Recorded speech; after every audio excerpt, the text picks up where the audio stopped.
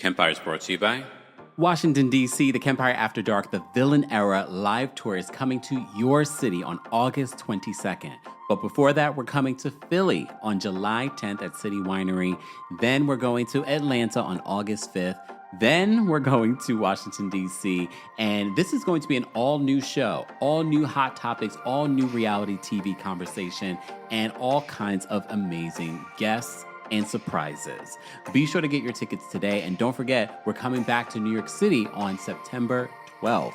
Go get your tickets. There's also a live stream option exclusively for the New York City show. More information will be available in the description. You're listening to Kempire here on the Kempire Radio Network. Is this story that she tells regarding the email she got from her daughter in December of 2011. This is where Cassie Ventura writes her mother and another person explaining or expressing that Sean Puffy Combs, she said, threatened to put out explicit videos of her. Again, this is around the holiday time, and also saying that he would do something to the person that she was dating at the time. In the email, it's Scott Muscuddy, a.k.a. Kid Cudi. So this is when the mother is talking to the jurors, talking to the court, and saying that this was the first time the mom says she realized that her daughter had any issues with possible physical abuse. And in this case, her daughter saying that Sean Combs was going to put these explicit videos out. So her mother said that Sean Combs said that he wanted $20,000 because of money that he spent on Ventura. So the mother and her husband took out a $20,000 home equity loan, transferred that money into a checking account, and then sent it to Combs. What's so interesting about this story is that even though they sent that $20,000 and she said she was in fear of her daughter, she was concerned for her safety, that money came back to the Ventura family. They didn't get into detail about that other than to say that within 4 to 5 days, that money came back to their account. Interesting. And did they explain what would have happened or what they believed would have happened had they not wired Sean that money? The prosecution, I believe, was trying to show that level of control that they talked about at the very beginning of this case. And then to see that her family talks about being intimidated and fearing for Cassie's safety. And that's why they sent the money, they said, because they were really concerned. Cassie Ventura saying she was forced into these situations and that she really didn't want to partake in them, even in her closing statement Friday saying, I would give the $20 million back if it meant I never had to take part in a freak-off. This is how she ended her testimony. So it is a big part of the case in reference to this notion that she was forced into it. And remember, the criminal enterprise and the racketeering, according to that indictment, is about him using force and threats and arson and all of these things, they said, for his sexual desires. A former personal assistant of Sean Combs from 2007 to 2009 wrapped up his testimony today. And part of what he described is seeing pills that Sean Combs had of the former President Barack Obama on them, that his face was on the pill, according to this former assistant. We have not heard former President Barack Obama's name brought up in any other context than just him saying that it was a pill with his face somehow, on it. First time, I think the prosecution may have been trying to make an argument for the kidnapping, because in 2009, Cassie Ventura testified that she was in a fight with Combs, that he stomped her face, and it was so bad that she had to stay at the London Hotel in California for a little more than a week. This personal assistant talks about having to deliver Roscoe's chicken per Combs to Cassandra Ventura. But what he said was interesting is that when he went to the hotel room, it wasn't Cassie Ventura, it wasn't Cassandra Ventura that answered the door. It was an executive from Combs' team. So this is, again, this idea that Cassie said she could not leave the hotel. This is the first time I think I'm hearing someone sort of corroborate this story that could be related to the kidnapping, which is part of the bigger criminal enterprise racketeering charge that Combs is facing. Do we know if Cassie has had her child yet? According to Doug Wigdor, I saw her attorney this morning in the cafeteria, and I asked her, we all want to know, did she have the child yet? Did she have the baby boy? And he said, we're getting close, but no, she is still pregnant. Now, things could change by the time 7:30 rolls around, but as of now, we're hearing that she is still very much expecting any day now. Hi, I'm Tara Schmidt. a registered dietitian and host of On Nutrition, a podcast from Mayo Clinic where we dig into the latest nutrition trends and research to help you understand what's health and what's hype. There's a lot of wild stuff out there, so we'll be keeping it science-based, research-informed, and practical. Mayo Clinic's On Nutrition. New episodes every other week, wherever you get your podcasts. It's day 7 of the Sean Diddy Combs trial, and Cassie Ventura's mother has taken the stand, yet Diddy's attorneys decide not to cross-examine her. Not only that, one of the male stripper is now speaking on the stand. We also have to give you some more context to some of the testimony from yesterday's day 6 of the Sean Diddy Combs trial. This is our channel's coverage of the Diddy trial.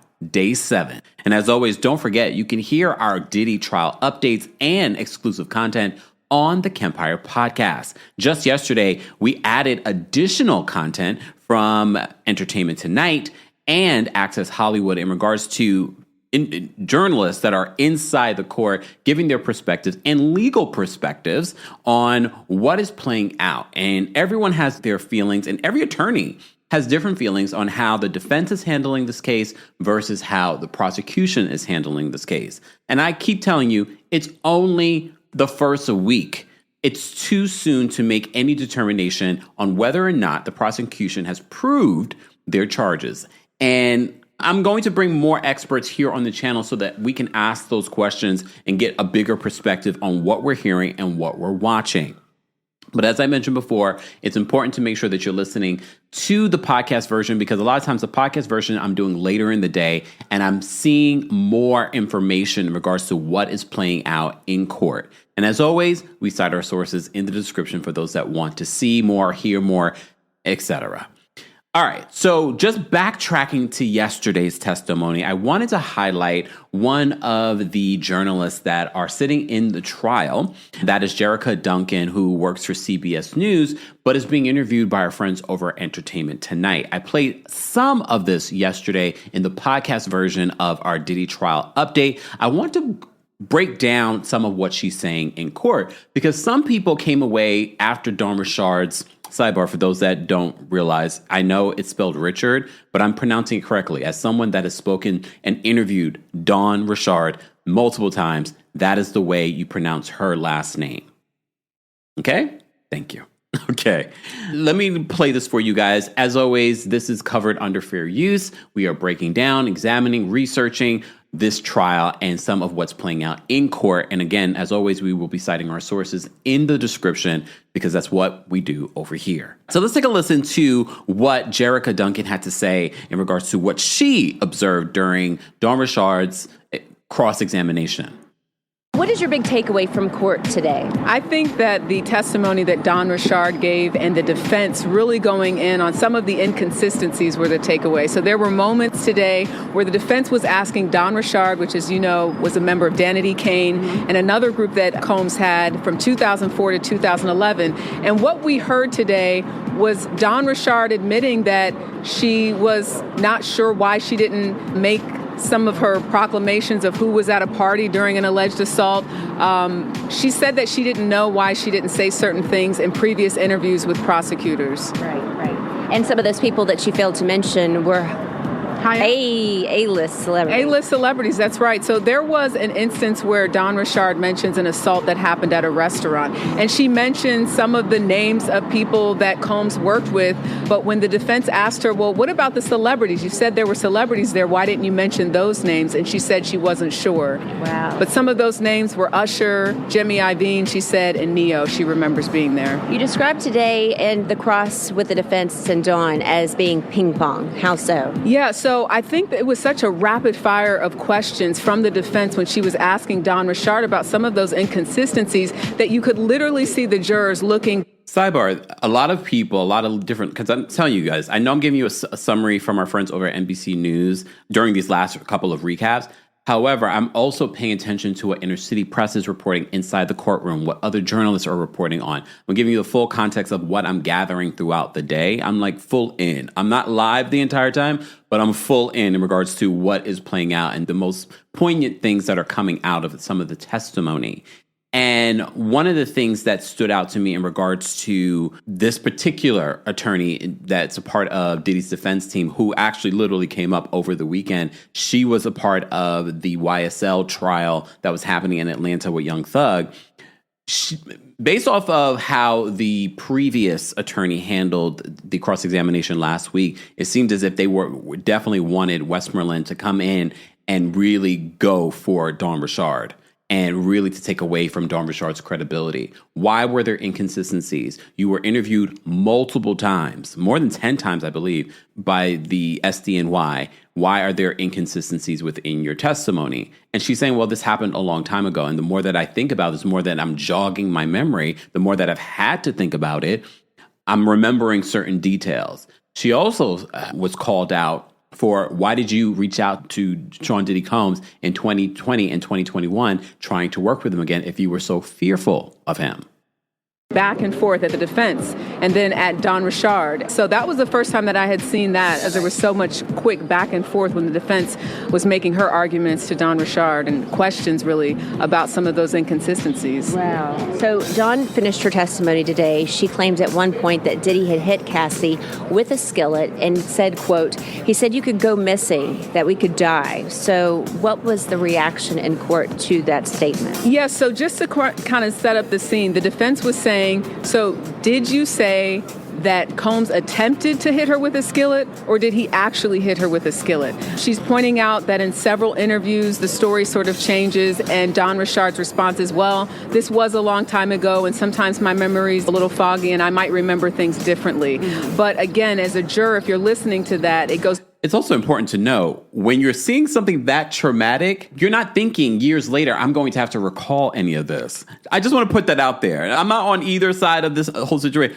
What I'm saying is that you're literally not expecting this. You're just starting this new project with Diddy. I'm not sure if she experienced any of these abuses while she was with Diddy Kane, but this is the second time she's working with him in this capacity.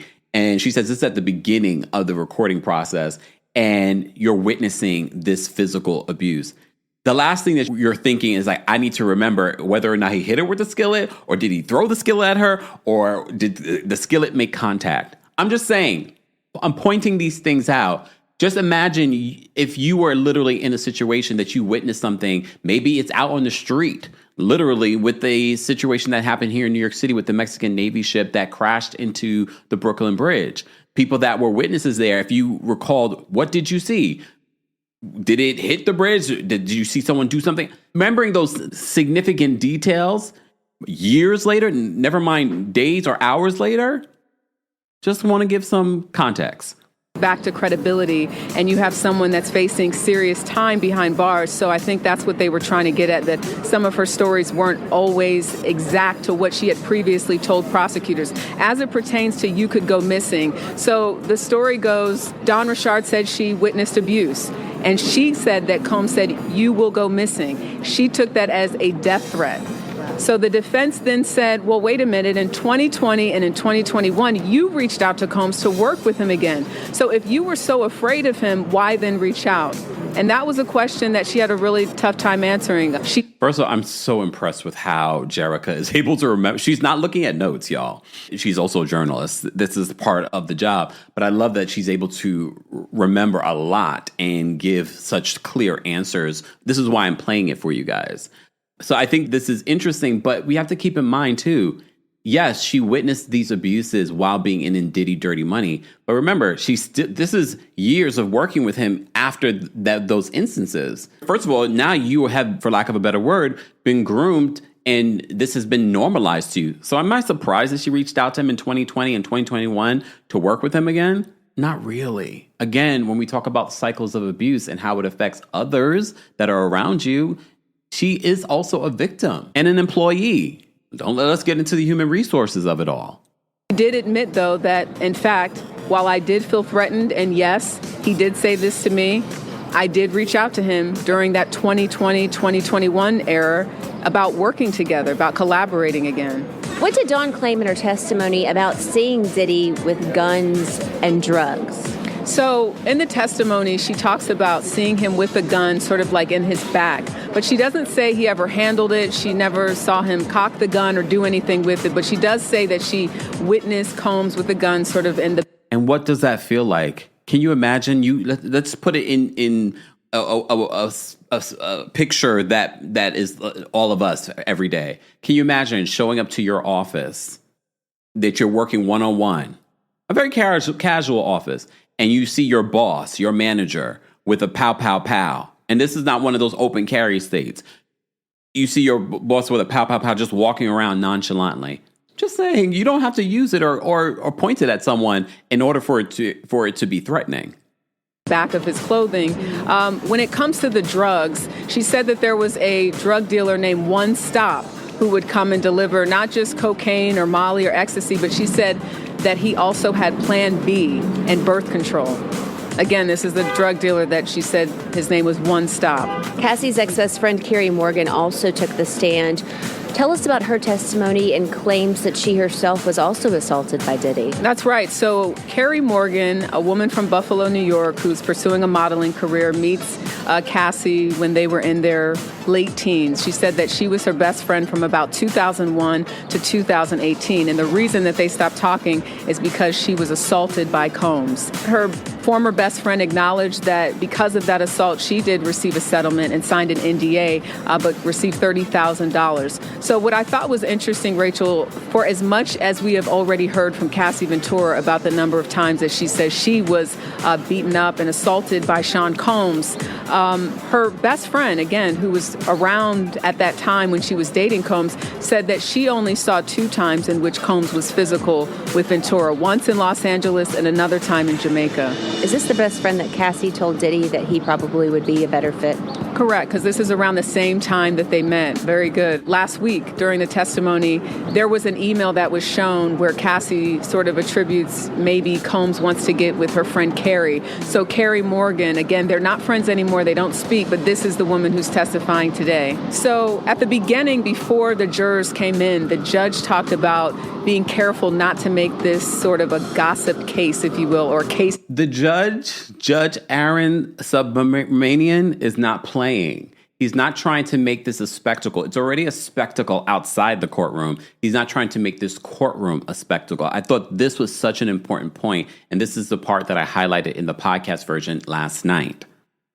Built on gossip were his words. So what we're seeing is the judge actually acknowledging that there's concerns from the defense about some of the statements that are being able to be read in court or some of the evidence that's being able to be submitted. So there's this acknowledgement that, focus on the racketeering, focus on the elements of the crime, not so much on things that are hearsay or gossip-like. Thought that was interesting. And these jurors are not sequestered by any means, right? So, no.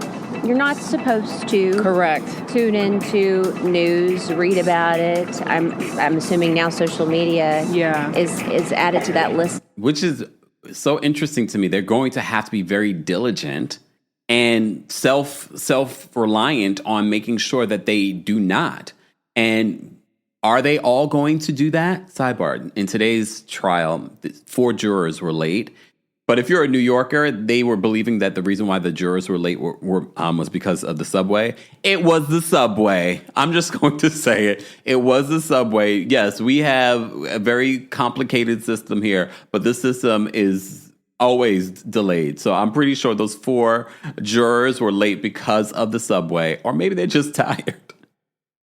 Of things, but it's in 2025, how really is that possible? And I have to say, this is probably the first trial where I've seen so much social media presence, TikTok, Instagram, bloggers, people out here. So even though you're not supposed to look at your phone and you're not supposed to read messages from family and friends about this case, there's a lot of information out there. Right. So hopefully they're doing their due diligence and making sure that they are being good jurors, but I imagine it would be tough. They end up talking about whether or not the family was not present in court yesterday. We talked a little bit about that as well. As we know, the twins were getting ready and they had their prom over the weekend. Their brothers were also there for that. I'm not sure if Chance was there, but they talk about that in this. I'm not going to play that for you. I do want to get into what Access Hollywood had to say, because I think the important thing to note here when it comes to the Diddy trial is the fact that he's not being charged for domestic violence. He's being charged for trafficking, racketeering. And a lot of people are saying, I don't see RICO here. I don't see RICO. A lot of people that are saying that aren't necessarily in the court. But here's the thing. And some people are reaching out to me. Shout out to all the attorneys that have been reaching out to me. Some of you are former prosecutors or current prosecutors are saying, just wait. They are building their case. They're building their case. It's a slow burn. We have how many more weeks? 6 more weeks, 6.5 more weeks of this trial. And we already had the star witness, Cassie Ventura, testify. Her mother testified today. And sidebar, her mother testifies and the defense says, we don't have any questions for her. Especially when she testifies that she had to get out a loan from her home in order to pay Diddy, because he demanded $20,000 from them for the amount of money he spent on Cassie. One of the other things that I'm going to talk about, and I'm sure will come out here, is the fact that the prosecution has released photos, and I talked about this in the podcast last night, photos of the workers that Diddy and Cassie enlisted for their freak-offs. They also released photos of the things that they discovered when Diddy was arrested. Remember, we talked about this when it was just speculation at the time, and we said drugs and money and different items for freak-offs were found in his hotel room. But here's the bigger thing. I don't care about Diddy's sescapades or his fetishes or whatever it may be. I don't care about any of that. I do care if it's harming other people and people are being coerced. That's the important part of what the prosecution also has to prove. But what is standing out to me in regards to the drug use, and some of that drug use made him the violent man that he was. I'm wondering, and I'm not wondering, I'm pretty sure that DV stuff did not end. But again, it didn't involve Cassie. Who did it involve? Apparently, a lot of the potential witnesses are still under seal, and they're only unsealing them as we get closer to them testifying. And today, Cassie Ventura's mother testified. Diddy's former assistant, who testified yesterday, also testified today. And the Punisher, a stripper that was also involved in one of these freak-offs or involved with Cassie and Diddy, also is testifying today. Let's take a listen to what Access Hollywood's perspective, their own attorney, their perspective on what happened yesterday in day 6 of the Diddy trial. Don Richard's testimony, the purpose was to corroborate Cassie's story. So Don Richard told a very disturbing story about how she saw Diddy hit Cassie with a skillet while she was cooking eggs. Now, this was a huge part of her testimony. She said that he attacked her with a skillet and that Cassie went down on the ground in a fetal position, basically saying she knew what was going to happen when he came at her in that room. Don Richard went on to say that after this happened, Diddy brought her and another woman into his recording studio the following day, and he told them that this was not something they should. The other woman is Kalena Harper. That was also part of Diddy Dirty Money. Talk about, and in fact, threaten them by saying, where I come from, people that talk disappear. So Don Richard testified that she perceived this as a threat to keep her mouth shut. And prosecutors were looking to use that not only to corroborate Cassie's testimony, but to talk about Diddy and his pattern of silencing victims. And this is an important part to know. This is why I'm playing this for you guys again in day 7, because I think people are getting confused with what is the angle here. Are they proving their case? Buckle up. Those around him and using his power to keep people quiet while doing his bidding. Now, prosecutors got that out. Not just people, his employees. That's the enterprise portion of this. Into the testimony about this violent act stacked Diddy against Cassie. But the defense really went hard at Richard during cross-examination. They were able to point out the inconsistency of her story over time. They asked a lot of questions about, did you hear the skillet fall? Did you hear something hit the wall? What actually happened that day? And pointed out that in prior interviews, the story had evolved and changed. The most important part of Richard's testimony for the prosecution is the threat that was made after by Diddy to Richard, basically saying, keep your mouth shut or something bad is going to happen. Well, the defense was really able to pick that apart on cross-examination.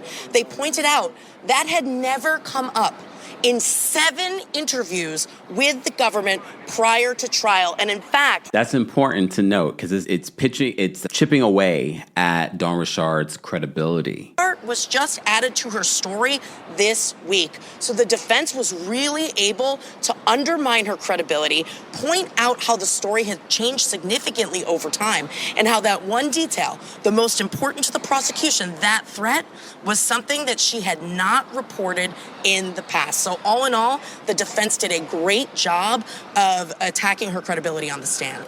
On cross-examination, the defense has a couple of goals, and one is to impeach credibility. And so they point out other motivations for the testimony. Why would the testimony change at the time of trial from what somebody said years and years before, or didn't bring up years before? Well, in this case, for Dawn Richard, the defense says it was financial gain. She's bringing a civil lawsuit seeking compensation. So that's her motivation for testifying the way that she did on the stand. Carrie Morgan took the stand and talked about her relationship with Cassie Ventura. And it started off with Carrie explaining how they met, that they became best friends. They moved in together in Manhattan in 2004, talked about all of the things that they did together. And one of those things was go out. She said they went out, they went to dinners, they went to clubs, and it was a focus of the prosecution on direct examination to ask, did you both drink together? And so maybe this seemed a bit innocuous, but to me, I picked up the narrative prosecutors are laying down, which is prior to meeting Diddy, Cassie didn't really do any drugs. She didn't even really drink. This is what Carrie testified to. She said that anytime they would go out and have drinks, that Cassie would end up being sick. They didn't really drink that much together. And then when you think about what you heard in Cassie Ventura's testimony, where she talked about all of the drugs that she ended up doing and drinking that she did, she claims that the reason why she even did some of those things was to numb herself because of the intensity and the frequency of the freak-offs that she claims that Diddy forced her into doing. This was something that I expect to see being extrapolated on by the prosecution to kind of say that Diddy really did influence her to take drugs and ultimately become an addict. So there was the foundation there. She also testified that she and Cassie are no longer friends. And the reason, because she didn't want to be involved in their problems anymore. She said they had a volatile relationship. She also said that she didn't even want to be here to testify today, that she was called via a subpoena, and so she had to be. But she did not want to be here on her own, and she left that part of her life and all of their problems behind her. It also makes me wonder exactly Carrie saw, or that was just enough for Carrie. Because remember, Carrie Morgan, who is best friends with Cassie for 17 years. And again, she only said that she witnessed 2 incidents. Doesn't mean that all of what Cassie documented in regards to the abuses that she experienced with Sean Diddy Combs didn't happen. But she said she only witnessed 2 different events. The Jamaica one, I'm like, I don't know what that was. That just was... when you recount some of what happened in that Jamaica incident. But that was enough for Carrie to be like, I want no involvement in this.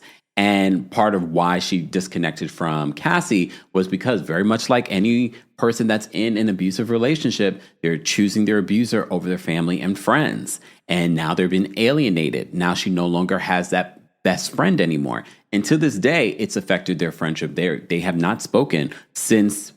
I'm guessing the day that I reported this yesterday. Since the day that Carrie signed an NDA and received $30,000. She didn't see Diddy after he physically assaulted her. she only saw Cassie. Carrie Morgan also testified about a very specific instance of Diddy attacking Cassie. Can you tell me about that? Carrie Morgan testified about two very specific and very violent acts by Diddy against Cassie. One was at his Hollywood Hills home, where Cassie was forced to flee. And in fact, they heard Diddy driving around trying to find them. Eventually, Cassie went home and it seemed to blow over. Another instance was a trip to Jamaica. She heard Cassie scream in a way that she described as guttural and terrifying. She saw Combs dragging Cassie by her hair, and the fight continued into the driveway, where she saw Combs push Cassie down, resulting in Cassie hitting her head on a brick. The elements of sex trafficking is engaging in commercial sex through force, fraud, or coercion. So the key words here, and what the jury is going to need to decide, is, was Cassie coerced into engaging in the freak-offs, or was she there on her own volition? What we heard today, both from Dawn Richard and from Carrie Morgan, is that violence was not something Cassie was a stranger to at the hands of Diddy. What you're going to hear on summation is prosecutors closing that loop and tying the violence that Cassie experienced to her engaging in the freak-offs, meaning she engaged in them because the alternative was for her to be beaten. And what we're hearing from these witnesses today is corroboration that this was a very violent relationship and that Cassie really didn't have a choice in the matter when it came to Sean Combs. And that's how prosecutors are going to close the loop. And they're going to use all these corroborating witnesses to show that Cassie was really under his thumb because of fear of violence. Cassie Ventura's testimony was really important for the prosecution, and she's actually the star witness, but she laid the foundation for what's to come. She identified individuals who are potentially going to be co-conspirators in the criminal enterprise. She explained who the cast of characters are, and she also talked about other things that are going to matter in this case. It also makes me wonder when she points out the possible co-conspirators, again, the witnesses that the prosecution have are under seal. So we, the public, do not know who's necessarily coming up until maybe like the day before. And it makes me wonder who else is going to testify. Because KK, Christina Curran, his longtime chief of staff, she's seen a lot. And again, when you receive a subpoena from prosecution, you have to show up. So I have a feeling I would be shocked if we go through 8 weeks of testimony and we do not hear from KK. When it comes to the charges, drugs, guns, kidnapping, arson, you name it, it came up during her testimony. But the witnesses that are to come this week are really critical to the prosecution's case when it comes to establishing the RICO conspiracy charge. That's crimes that are committed in furtherance of a criminal enterprise. Here you have a criminal enterprise of one, Diddy. So his co-conspirators, who presumably have deals with the government, are set to testify. 2 of them are on the witness list this week. One is his former personal chef, and another is his former personal assistant. Listen for that testimony to really close the loop on the means and manner of the criminal enterprise, meaning explaining what it is and how it functions. This is really important for the prosecution to establish that element of the crime. Also, Cassie Ventura's mother is set to take the stand. She's on the witness list. That is going to be very emotional testimony. She's a corroboration witness, meaning we're going to learn what she knew and when about Cassie's relationship with Diddy. And that's what we hear today. And we're going to go through Cassie Ventura's mother, Regina's testimony. I remind you, when she testifies, the defense, Diddy's defense team, said they have no questions for her. Which I know some people will be like, oh, it's not a good thing. However, again, we are 6.5 weeks out, and probably more than that, in regards to what's playing out in this case. But this is an important witness to the abuse. But you see what she's laying out here in regards to the RICO of it all. Many of the witnesses in this trial are still under seal. We're only learning week to week who's going to testify. Is it possible some of those big celebrity names may be called into the courtroom? It's possible, but it's unlikely. We already saw a whole host of individuals on the people and places list. These are people who may come up during the course of evidence or testimony, but aren't necessarily going to be called as witnesses. Witnesses here are not going to be people who saw them fight in a public place. The witnesses are going to be those who can speak to the intent, speak to the actual charges, like the criminal conspiracy or the sex trafficking charges, not just what they observed on a night in a restaurant. I appreciated that, and I felt like that would be very important for us as a community that's examining this as laymen's, to hear some experts and journalists and lawyers that are examining this. And as you probably are watching some of these attorneys that are covering this case, they all have very different opinions, which I'm open to hearing the differing opinion, the contrasting, conflicting opinions, because it might shift our opinion. But again, we have to remember the determination of Diddy's freedom is what the jurors determine based on the information and the guidelines the court has given them. That's who has to be convinced. Not you, not me, not anyone else. It's that jury. So let's get into today's events of day 7 of the Diddy trial. But before we do that, as always, I'm going to remind you, for those that are watching this on YouTube, be sure to like the video, be sure to subscribe, be sure to turn on your notifications. I know a lot of people have been saying that the notifications for YouTube have not been working. Try turning them off, turning them back on. Also follow me on X, Blue Sky, or Threads. I am reposting these videos, and when we have our live chat at those times. So be sure to follow us there. And a reminder, the Kempire After Dark, the Villain Era live tour tickets are now available for Philadelphia for July 10th, Atlanta for August 5th. I have another August date. I can't announce it just yet. That's coming up, so stay tuned for that. And New York City this fall, September 12th at the Green Room 42. Get your tickets today. There's a live stream option for that show. I will be, again, Philadelphia City Winery, Atlanta City Winery, the Green Room 42 here in New York City, and another date, another venue. So stay tuned for that. More information on all of that will be available in the description, along with everything Kempire, including the Kempire podcast. As I said before, as I'm gathering things throughout the day, I will add them to the podcast version. So what you're getting here probably won't be the same exact version on the podcast. And while you're on the Kempire podcast, it's very important for you guys to rate the podcast. So if you haven't already, be sure to give the podcast a 5-star rating on Apple Podcasts and on Spotify. It's a great way. I know some of you would love to throw dollars at me, but this is one of the free ways that you can support this channel, liking this video, subscribing to this channel, but also if you're listening to this on the podcast, to give us a 5-star rating on Apple Podcasts and on Spotify. And as always, telling a friend to tell a friend. I know with this Diddy trial, there are a lot of new people that are being a part of our channel. As a reminder, we allow people to have their opinions. We do not attack each other for having anyone's opinion. As long as you're sharing your opinion. When was the last time you refreshed your bedding? Sleep cooler with Avocado's naturally breathable, certified organic sheets. Choose from GOTS certified organic cotton, linen, or hemp. All made safe certified to the highest standards of non-toxic safety, delivering the ultimate in luxury, sustainability, and style. And a deeper, more restorative sleep. Join Avocado's mission to be one of the world's most sustainable brands at avocadomattress.com. The best piece of financial advice I've ever received is to pay yourself first. That's why now with every paycheck I receive, I start by putting a little bit away for those rainy days. Today's episode is sponsored by Acorns. Acorns is a financial wellness app that makes it easy to start saving and investing for your future. Acorns lets you get started with the spare money you've got right now, even if all you've got is spare change.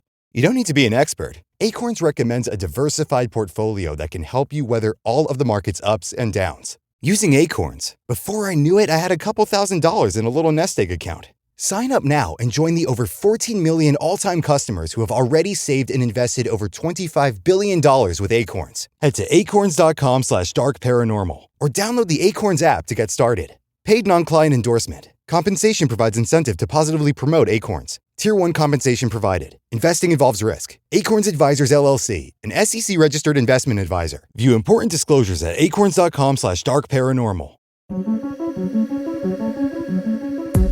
Hi, I'm Tara Schmidt, a registered dietitian and host of On Nutrition, a podcast from Mayo Clinic where we dig into the latest nutrition trends and research to help you understand what's health and what's hype. There's a lot of wild stuff out there, so we'll be keeping it science-based, research-informed, and practical. Mayo Clinic's On Nutrition. New episodes every other week, wherever you get your podcasts. In a peaceful and constructive way here on the channel. We do not moderate adults. All right. And shout out to our King's Guards that hold us down and moderate in the live chat and in the comment section. Okay. Also a reminder, you probably are seeing some spam comments of people saying like, I've been following your channel for a very long time and this is some amazing content. Please do not engage with them because they're spam. I don't know what they will do if you do engage with them. Just ignore them. Leave your comment again. Let's get into day 7 and shout out to our friends again over at NBC News that are providing some of what's happening in the court. As I said to you before, I'm also relying on other journalists that are inside the court like Inner City Press. I've been following them throughout the day, throughout the days of this coverage, and they've been providing a lot of really great information. You could also check out their X page for additional content that they're providing and also another way for you guys to support them. Okay, so our friends over at NBC update us on today and what we can expect for today. They say jurors will get a more insider's look at the luxurious and often tumultuous lifestyles Combs led with Cassie Ventura. After James's testimony, the government is expected to call 3 witnesses today. Sheree Hayes, that's the Punisher, a stripper. Sidebar, I did want to mention this just in case I forget to mention this, because along with all of the freak off materials and pictures that the feds captured when they arrested Diddy, they also have shared all the photos of the male S workers that Cassie and Diddy would enlist for their freak offs.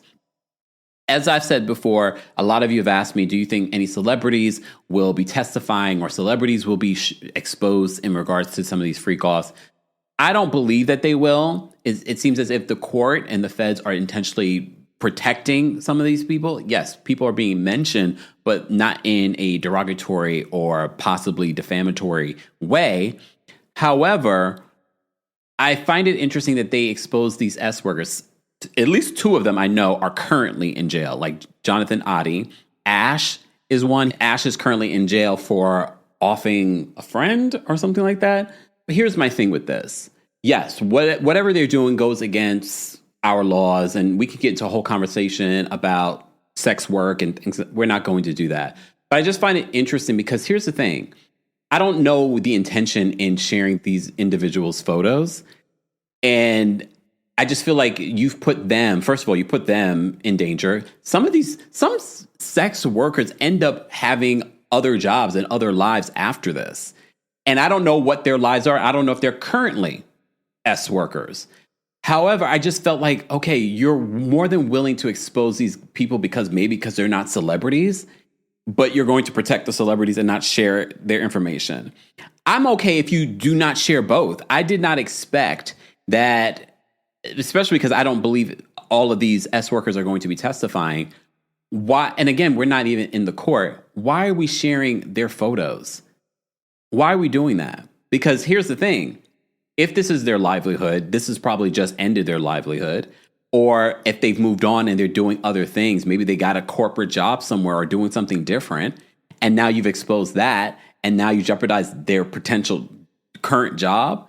I just felt like that was so irresponsible. It felt icky seeing it. And we won't be sharing it here. I'm sure by now you've probably seen it all over social media. It's one thing to share the details of what's happening in this case, but there are actual innocent people that you're now exposing, but you won't do it for the celebrities. Why? Because they're celebrities or because they're public figures that actually probably not only committed a crime in these situations, but okay. It just feels icky. My feeling is just keep it all under seal and just allow if the people that are testifying, fine, but also just allow the jurors to see whatever this is. But again, I don't know why the jurors would need to see the images unless you're just confirming this is the person that's in the video. But anyway, that I just wanted to share that. I talked a little bit about that on the podcast version last night. They say that Sheree Hayes, who is the Punisher and also was a part of the Freak Offs, will testify today. Regina Ventura, Cassie Ventura's mother, and Jordan Atkinson, who was a chef for Diddy. And Diddy got into a physical altercation with Jordan. And I believe Jordan was in the Max documentary. I've seen a couple of the documentaries, so if I mix them up, I apologize in advance. But I believe it was the Max documentary that Jordan was in. So they said Hayes is an exotic dancer known as the Punisher, while Regina Ventura is Cassie's mother. Atkinson once worked as a personal chef for Combs. They said last week, Cassie Ventura described how Combs directed her to hire male S workers to take part in freak-offs, often long and drug-fueled orgies choreographed by the defendant who watched in the same room. And based off of what I saw in the courtroom reporting that they were doing, they talk about, at least, they don't go in details about the freak-offs, but the Punisher does talk about his first interactions with Cassie and Diddy. And he said that he immediately recognized who Diddy was and who Cassie was because he follows Diddy on Instagram, or followed. I don't know if he still does. All right. So they said the seventh day of testimony in Sean Combs' trial should start with continued questioning for his former personal assistant, David James. James gave compelling testimony yesterday, vividly recalling details of his 2-year stint at Combs' side, where he said that they ended up working like 20 hours a day. Crazy. I mean, even if Diddy gets off, I just feel like there are so many lawsuits that are coming his way, both civilly and even criminally. Because I don't know if the statute of limitations are expired when it comes to some of the abuses. They said that James gave compelling testimony yesterday. They said the witness was emotional at times, shedding tears as he described some of the better days and more rocky times Combs and Cassie Ventura enjoyed. They said that 3 witnesses testified yesterday on how Combs appeared to control Cassie Ventura. The witnesses were Dawn Richard, a singer in Combs' former girl group Danity Kane, Ventura's former best friend Carrie Morgan, and David James, a personal assistant who worked for Combs from 2007 to 2009. Richard recalled how Combs would allegedly punch and choke Ventura. Morgan testified that she witnessed Diddy assault Ventura twice, once in Jamaica and once in Los Angeles. Morgan also testified that Combs assaulted her in Ventura's home, leading to a falling out between Morgan and Ventura. James testified that Ventura told him that Combs controlled her career and money. And I don't know about you guys. I'm seeing so much old footage of Cassie and Diddy in interviews, and I'm just like, oh, there was an interview that DJ Envy did with Diddy, and Cassie was there, and Cassie was talking about her new music, and they were talking about, her new music is going to come out at the end of the year, maybe top of the next year. And you look at Cassie's face, and it's quite telling, like, there's something going on there. All right. So they said that Combs arrived in court this morning wearing a sweater over a white shirt. Important to note because, again, in this federal trial, we do not have any cameras or audio from this case, which I'm kind of glad about, guys, because you already see how it's a circus outside this courtroom. Can you imagine if cameras and audio were allowed? Just saying. David James, Combs' former personal assistant, who will testify today, was seen arriving at court shortly after 8 a.m. Other arrivals include this morning attorneys for Combs. They name all the attorneys. And one of his attorneys, Xavier Donaldson's fine. Sorry. Come on, I saw a photo. Court is officially in session, kicking off day 7 of the Combs trial. This says David James returned to the witness stand for his second day of testimony. He appeared to be wearing the same blue suit and white shirt as yesterday. Okay, not everybody has multiple suits, NBC. David James said that he didn't witness any physical violence between Combs and his former girlfriend, but testified that he did see a blog post alleging that Combs hit Cassie at a club. Combs allegedly searched James's computer history and became upset, telling James that someone was lying. The former assistant called it, quote, jarring, because Combs had never searched his computer history before. James looked for the post, he said, because Cassie had been staying at the London hotel for a week and he was tasked with bringing her food, but Combs' personal staff was the one answering the door. He says, I was surprised. I was expecting to see Cassie, James said. She usually answered the door. There were rumors that there were oftentimes after he would harm her, that he would send her away and she'd be in hiding. So they said Cassie testified last week that Combs put her up in the London hotel after allegedly attacking her in the back of a car while leaving an event. She told the court that she didn't feel as if she could leave and that Combs' security was present. So James told jurors that Combs didn't travel light and had a long laundry list of items to be packed in his overnight bags. The music mogul's Louis Vuitton regularly carried $10,000 in cash and sometimes much more, James said. Is that legal to be carrying around that much cash? Combs' medicine bag included 25 to 30 undisclosed pill bottles, along with Advil, Tylenol, Viagra, pills to increase sperm count, and water pills, James said. He later added that Percocet and ecstasy were in the medicine bag and that he witnessed Combs taking them. How do we know? I mean, okay, maybe I'm a little too green, okay? Because I'm like, how do y'all know which one is which?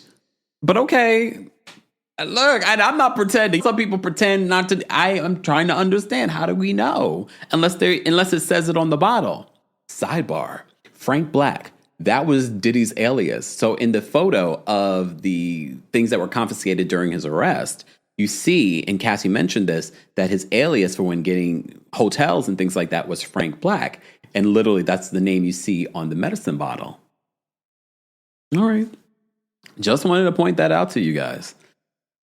But he later added that the Percocet and ecstasy were in the medicine bag and that he witnessed Combs taking them. The witness also said that he was instructed to buy baby oil. Now I understand where one of the personal assistants says he was just so triggered by baby oil, the amount of baby oil and things that were like, I don't know what his obsession with baby oil was, but like even now I'm like, oh, I use coconut oil and I'm like, oh God, just thinking of it. I'm sorry, y'all. To make a light of a very terrible situation.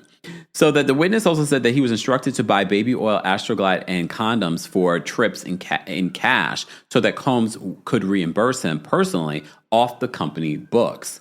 So he was already conscious that he didn't want to intermingle some of the things that he was doing. But I think over time, he just got sloppy. So David James testified that he walked into a hotel room to deliver items for Combs when he saw Cassie in a hotel bed with a man he did not know in the room. The former assistant said that he was in Miami in 2008 when Combs requested James bring his iPad to the couple's hotel room. When no one answered, James testified that he used his key to let himself in. James said that he saw Cassie apparently sleeping with a comforter pulled up to her neck while Combs was in the shower. He testified that he saw a man with long hair walk across the room. I never spoke to them about it. I just thought that they were doing personal things, James said. I never had conversations with Cassie or Mr. Combs about their personal affairs. And that's what they like about assistants. Combs brought in a lie detector and conducted it on James at least twice while James worked as his assistant. What? James told the court that in the first year working for Combs, some money went missing and Combs had a former FBI agent who specialized in polygraphs to interview him. This is important to note, he had a former FBI agent friend that specialized in polygraphs to interview him. Who else did he know? It was very intimidating, James said. I had never taken a lie detector test before. He added that the second time that he took a lie detector test was after a watch went missing. James also testified that Combs' security searched his clothes and drawers when a Cartier bracelet went missing. For all we know, one of the freak-off individuals could have taken it. He could have dropped it somewhere because he's so high off of all the different things that he's taking. Who knows? And paranoid? Who knows? So James, the former personal assistant, recalled how he once got high on ecstasy at a New Year's Eve party, and Combs allegedly kept a video of James dancing at the party. Okay, I will keep it if I need it, James said, quoting his then boss. He thought that it would be embarrassing for me. Oh. The minor detail could help prosecutors build their greater narrative that Combs allegedly used his business to control people in his sphere. But just a video of him dancing? I don't think that would be, unless there was more. So, Suge Knight is mentioned a few times in this trial. So all those rumors and conspiracy theories about his involvement with Biggie and Tupac, James said that he was, quote, shook after seeing the desire by Combs' team to grab GUNs and confront Suge Knight at a Los Angeles diner in 2008. The witness recalled an incident when the team was out getting a late-night snack at Mel's Drive-In when Combs' confidant, D-Rock, spotted that the Death Row Records chief there and said, "This mother effing Suge Knight." Oh, that's mother effing Suge Knight. James said that Combs' team met up with the music mogul back at his house, and he armed himself with 3 hand GUNs to go and possibly confront Knight. The incident, James testified, is what prompted him to quit. "I was really shook up by it," James said. "This was the first time as his assistant that I realized my life was in danger. I told him that I want to leave, but give 6 months notice so that I can train the next assistant." This is a situation, I tell you. So Diddy's defense attorney, Mark Agnafilo, took over David James's cross-examination. He started by asking James why he didn't provide more details on the Suge Knight incident. Sidebar, from what I recall, they say that David James has some sort of immunity. So he struck some sort of deal. I'm guessing he wanted that in advance, depending on some of the things that he might share during his testimony that could incriminate him, which is smart. But based off of what we hear from his cross-examination and my research of this, they're saying that he didn't really need it. But you never know. God only knows the things that he saw and witnessed. He probably thought, does this implicate me? Diddy's defense attorney, Mark Agnafilo, takes over the cross-examination. James responded to the story, stopped because he was instructed, quote, not to say anything that would incriminate himself. Agnafilo asked about a prior statement in which James said that he was inside the diner, but James said that he didn't remember it. This is, again, 2008? A long time ago. I'm telling you, I don't remember last week. Okay. If you had to force me to recall something, you know what I mean? In a trial filled with lurid and disturbing details of SA, the promise of mundane questions was welcomed in the courtroom. In its cross-examination of James, defense attorney Mark Agnafilo told the witness that he had, quote, a few more mundane questions. There was some quick, cute banter between David James and the defense. He says, "I like mundane questions," drawing laughter from the gallery. James recalled how much he admired Combs and his desire to work for him. A lot of people did back then. "I wore Combs' clothing line Sean John early on," James recalled. "I was studying abroad in London in 2004. People would come up to me and say, 'Where did you get Sean John from?' And I understood his global reach, his brand. I wanted to work for him. He was successful, self-made, a brilliant marketer." A lot of people. And this is why it's important to note this, because there's so many people that want to turn these victims, they're really victims, I don't care if they were employees, victims of Sean Diddy Combs, turn them into why didn't you report this? Why didn't you do this? Because he was made to be this king, this giant, this untouchable person. And God only knows what he would tell people behind the scenes. Combs' security detail often included a second car when the rap mogul was traveling, David James said, as his team was, quote, suspicious of anyone pulling up on him to shoot him. James testified that people often would try to touch Combs or ask for his autograph, which his former boss wouldn't sign. He said staff would sign items and send them out on Combs' behalf. Sidebar, before he was arrested, when he came here to New York City because he was preparing to turn himself in, he was out there in the streets of Harlem amongst the people and meeting up with people, taking pictures and things. Mind you, this is after the Cassie video. People still want to take a picture with Diddy. I don't think gracious is a word I would use to describe him, James said. The security detail would also tell James, "You know what rhymes with tired? Fired." Though James said that he admitted to Combs that he was tired once after running a red light, but James did not get fired for it. James disclosed that he was testifying under an agreement with prosecutors, though there's been no evidence so far that he would need legal protection. The defense has been pushing James to disclose any deals he might have made with prosecutors to testify, particularly about the Mel's Diner incident, when Combs and his team allegedly armed themselves to look for rapper Suge Knight. James said that he signed a proffer, a legal agreement that generally protects witnesses from prosecution for what they say on the witness stand. Because again, I think he did this ahead. God forbid he says something that the defense may ask him. But so far, there's no evidence any crime was committed against Knight by Combs' team on the early morning trip to Mel's Diner in Los Angeles that would indicate James needs protection from prosecutors. So whatever happened with that incident, did they meet up with Suge Knight? I mean, Suge Knight's now in jail. He's fine.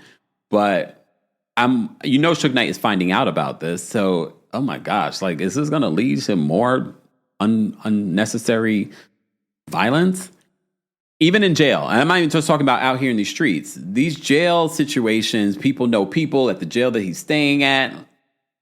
So David James testified to an argument that turned physical between himself and Combs' chef.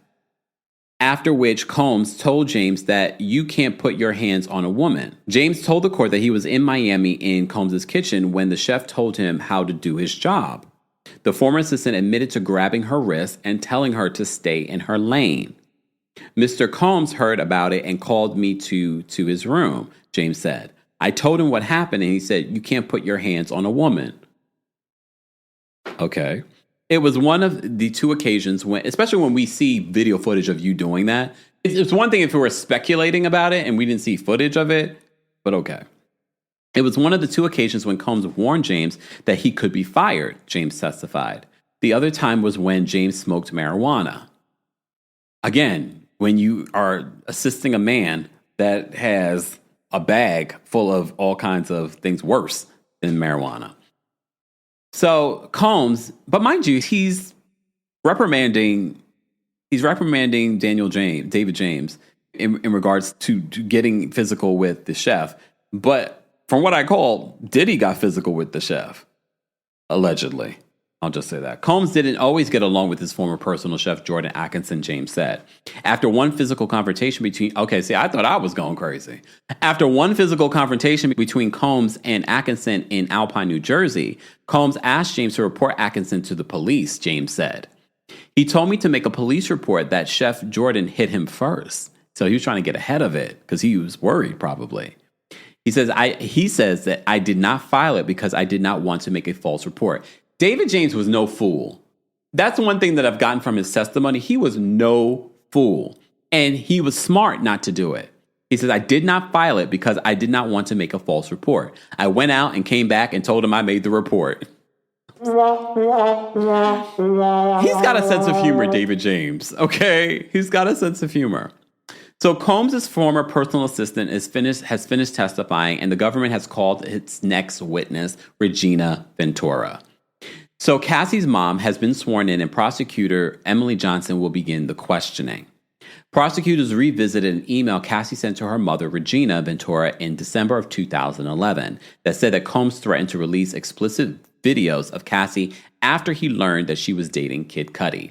And there are a few bloggers that claim to have seen images of Cassie with other men, of her not having any clothes on, and a lot of those bloggers claim that they didn't say they got it directly from Diddy, but they believed that it was Diddy that was sending it around at the time. Prosecutors revisited that email, as I mentioned before. Ventura, her mom, I was physically sick. I did not understand it. The S-tape threw me. He was trying to hurt my daughter.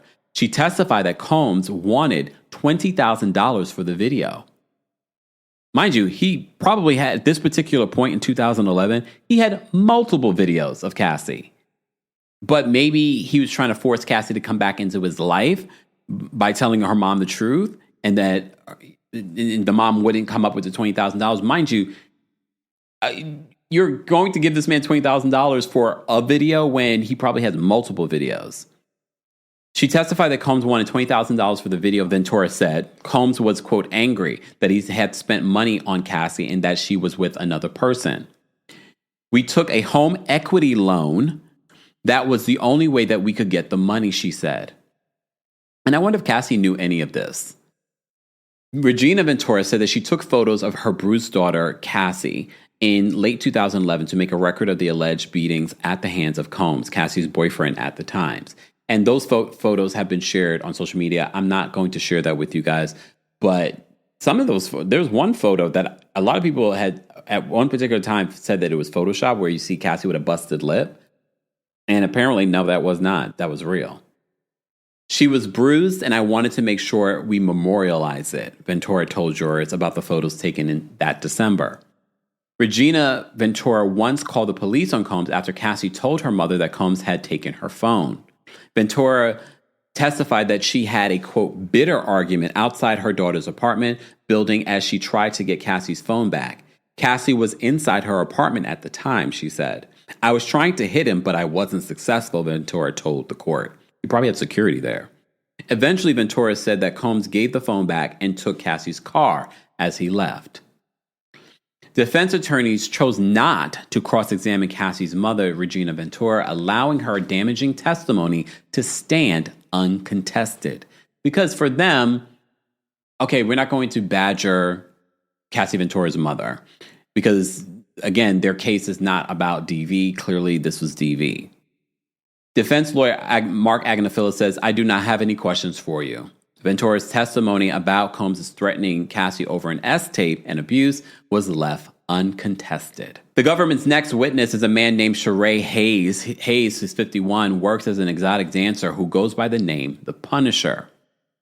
The male stripper nicknamed The Punisher said that he was paid $800 to create a sexy scene for Combs and Ventura, all while keeping eyes off the music mogul. Hayes says that he was called to Trump Tower Hotel Suite in the fall of 2012 and was greeted at the door by Ventura wearing a bathrobe and nothing underneath, and she had a wig. He was handed a sack of money with $800 inside as Ventura told him to create a sexy scene of me and her applying baby oil on each other and create a sexy environment that her husband would come up on. She said that do not acknowledge her husband and try not to look at him and no communication. He then describes that Diddy comes out, but he couldn't see Diddy's face at the time, and Diddy had no clothes on at the time.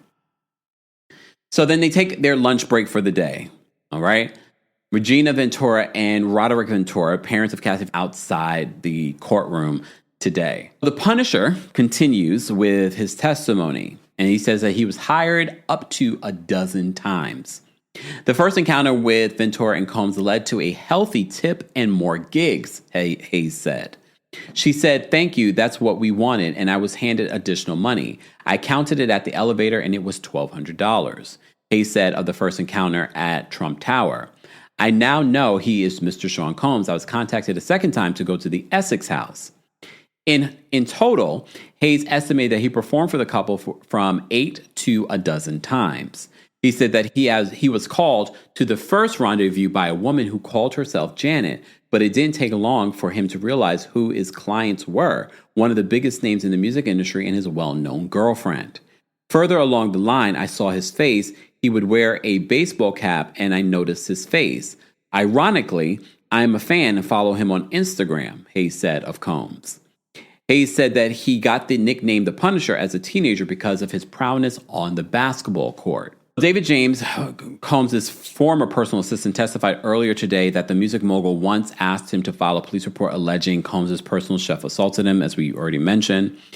James told the court that he didn't do it because he didn't want to make a false report. The incident occurred in Alpine, New Jersey, according to James, but a date was not given. So records of the 911 calls to Combs' former Alpine residence obtained by NBC News show that the police were called March 22nd, 2008, over an issue with Combs' personal chef. It's unclear if this was the same incident that James was referring to when he didn't file a report. A man named David James, told police the chef was fired and left upset, but stated that there were no threats made by her, according to the report. Police advised Combs and James that it was a civil matter. Mr. Combs was satisfied and just wanted to make this a matter of record due to his celebrity status, the report said.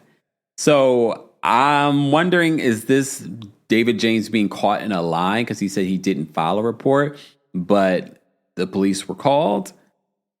And now Mr. Combs was satisfied and just wanted to make this a matter of record due to his celebrity status. So let's get back to this in regards to the testimony from Sheree Hayes, the male stripper and apparently S-worker that was involved in the Sean Diddy Combs and Cassie Ventura freak-offs. According to our friends over at NBC News, they said in a dozen or so sexual performances, Hayes never had the sense Ventura was uncomfortable with it all, he testified.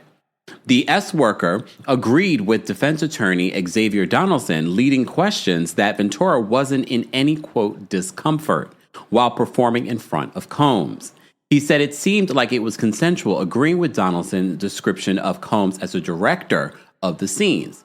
However, I literally just watching a video from our friends over at Law and Crime here on YouTube where the act of him directing these instances could show a level of control in regards to these freak-offs. So again, for those that feel as if the defense doesn't have anything or the prosecution doesn't have everything, again, it's going to fall on the jury in regards to who do they believe? Who has presented a more convincing case?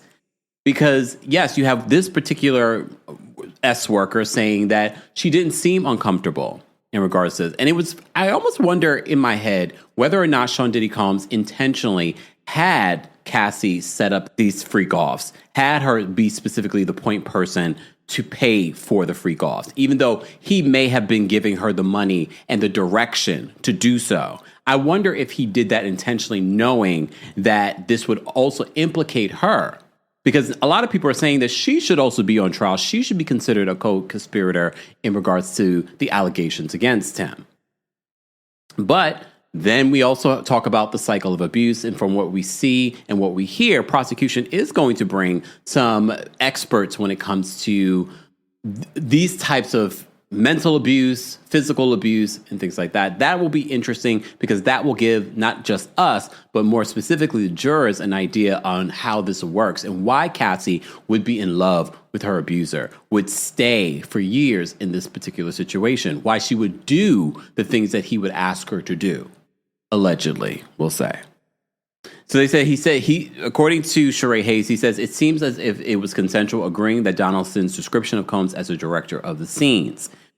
I also saw, based off of some of the transcript of today's cross-examination and testimony, that Sheree Hayes wrote a book about ED. I'm thinking erectile dysfunction. And he does talk about Cassie and Diddy in the book, but he says I don't want to misquote him, but basically he exaggerated some of what he wrote in the book. And so we can't really use the book. Is the book just a work of fiction as opposed to any sort of real reliable source of what the dynamics were? So they continue. It says, in a brief redirect, Hayes was asked about Ventura's time during their sex scenes with Combs. Prosecutor Meredith Foster asked about the one time that Ventura appeared to enjoy herself, but also asked Hayes about the other times where she would apparently wince and sigh. Foster asked whether Ventura's focus was on Combs. We also have to remember that Cassie has testified that she was inebriated a lot of the times. She was high off of things like ecstasy, which even if you are being told to do these things or forced to do these things, when you're high on a drug or something, I'm pretty sure now you're just sort of like, you're no longer there until you are. And then you have these moments of winces and sighs. Hayes says that there was a consistent awareness to Combs and his perception and his desires of the moment. So that's important. Hayes then left the witness stand. Okay. So federal agent who raided Combs' Miami home takes the witness stand. Special Agent Gerard Gannon, the government's 10th witness to date, damn, it's been 10 already, has taken the stand. Gannon worked for Homeland Security Investigations and was responsible for the overall planning of the raid on Combs' Miami home on Star Island. They say that prosecutors brought up photos of Combs' Star Island home as Special Agent Gerard Gannon explained how agents executed search warrants on the Miami property. He told the court that the property's extensive size required dozens of people to search the 20,000 square foot home. He noted that the agents cleared the house and were assigned in teams of 2 to search each room. Photographers were taking photos of items before they were bagged with a description of each item and where it was found. Gannon said that it was his job to compile an itemized list and that he went through every piece of evidence to break it down into categories. My gosh. So, as you know, court ended or they're trying to end by 3 p.m. today. So NBC says that court has adjourned for the day and will reconvene tomorrow morning. Scott Mescudi, a.k.a. Kid Cudi, is expected to take the witness stand this week.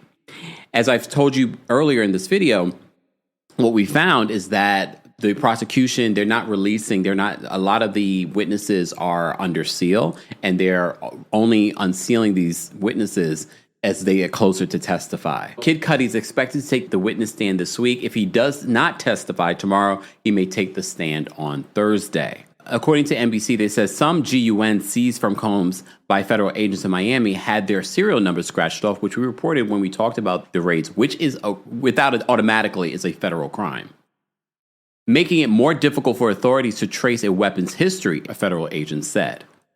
The government presented pictures of seized goods to Special Agent Gerard Gannon, who led the searches in Miami of Combs' properties. Prosecutors also showed that Gannon's picture of weapons, bullets, and magazines, as well as sex-related items. So we're going to continue, as I've said before, continue to follow this case. And as always, if you haven't already, be sure to let us know your thoughts in the live chat or in the comment section.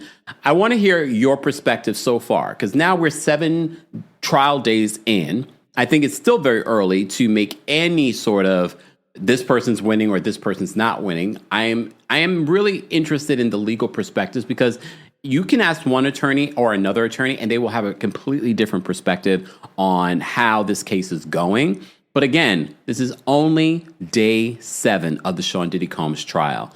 We're going to keep you updated and keep you locked. As I said before, don't forget to like this video. Don't forget to subscribe to the YouTube channel, but also don't forget to subscribe to the Kempire podcast. And when you're there, give us a 5-star rating, because it matters.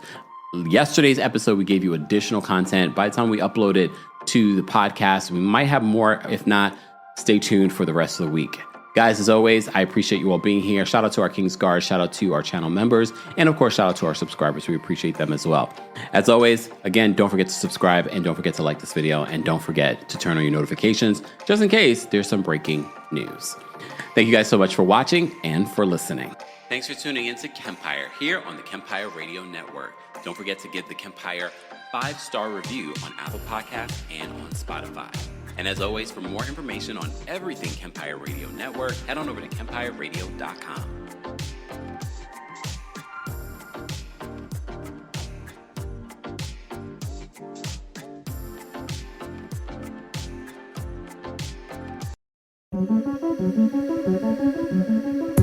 Hi, I'm Terry Schmidt, a registered dietitian and host of On Nutrition, a podcast from Mayo Clinic where we dig into the latest nutrition trends and research to help you understand what's health and what's hype. There's a lot of wild stuff out there, so we'll be keeping it science-based, research-informed, and practical. Mayo Clinic's On Nutrition.